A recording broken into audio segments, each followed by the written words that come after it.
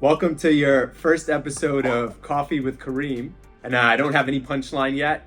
This may be the first episode of many. It may also be the first episode of the last episode. So just come in, join me. It's going to be a journey. Today, I really wanted to talk about the secret is to a successful business. I still remember it like it was yesterday. I was 18 years old. I was walking in to interview for my first business internship. Man, I was so giddy and excited because the way I grew up, you had three aspirations. You were either going to be a basketball player, because ball was life, a rapper, and I couldn't rap, or an entrepreneur, and so you were going to go into business. And since I wasn't going to do the first two, I knew I'd be going into business, and here was my shot. I dressed up, I had my resume and a portfolio. I walk into the office of the first place I'm interviewing in, and I sit down with one of the heads of the group, and he says, after all the small talk, we make that little bit of small talk, which is super common in the professional working world. He asked me what I thought was a very straightforward and easy question. He said, Karim,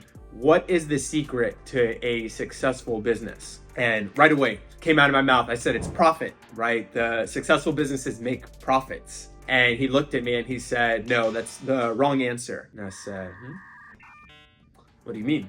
So I took a second, I thought about it, and I said, it's the marketing, right? Successful businesses have really good marketing. And again, he said, no, wrong answer. So now feeling a little unsure and unsettled, I gave it one more guess. And I said, it's the branding. It has to be the branding, right? Successful businesses are really well recognized and they have good branding. He looked at me again. He said, no, wrong answer. Obviously, as you can imagine, now feeling defeated.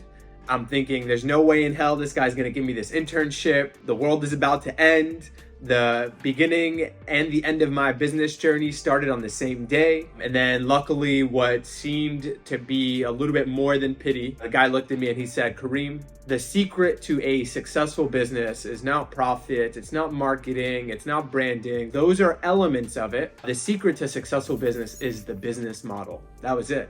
Said the business model. And then he went on and he said, the business model, let's take McDonald's, for example. He said, why do you think McDonald's is so successful? It's because they can take a book with all of their standard processes, their procedures, and everything else in it, give it to someone or anyone, anywhere in the world for that matter, and they can operate or run a successful franchise. Now, it's not 100% like all the time, but in most cases, they could operate and run a successful franchise. The business model is essentially how the business makes money. And not just how it makes money, but how the money flows through the business. And there's application, not just in the business side, but also for your personal life, right? Because you're sometimes operating a business. And I don't mean to talk about it in a transactional sense. People hate the idea of operating their lives like a business. Absolutely get it. But there are practices that we can take from the business side that will help us in our personal lives. So I have founders, I have entrepreneurs, I have other business owners. They come up to me and they're like, Karim, I'm struggling. I'm not really growing.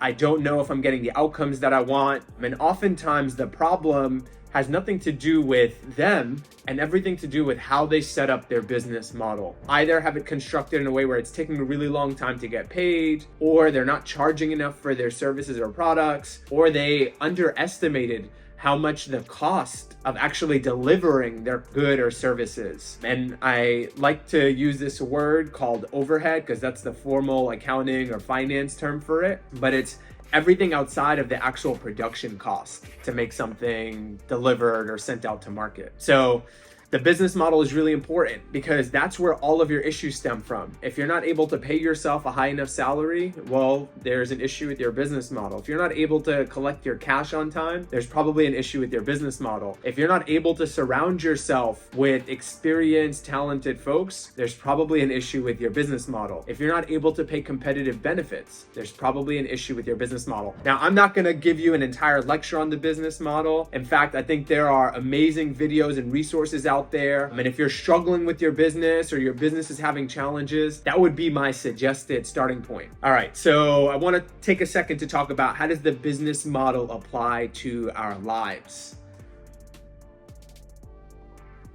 So if you think of your life in the same structure as a business model, if you have a job, you're bringing in income, right? So your salary, your commission, your bonus, whatever you want to call it, it's income coming in. It's the equivalent of your sales or your revenue. And then your life expenses, typically what folks think of as being the core pieces are their rent or their mortgage, their food expenses, because you need that to survive. And then if they have a car, maybe their car insurance, and car payments. What they don't think about are all of the other hidden costs, right? The overhead to actually living their life, right? Entertainment, retail, so shopping with friends, travel, maybe all of these other pieces that you want to think about and you want to go about and do.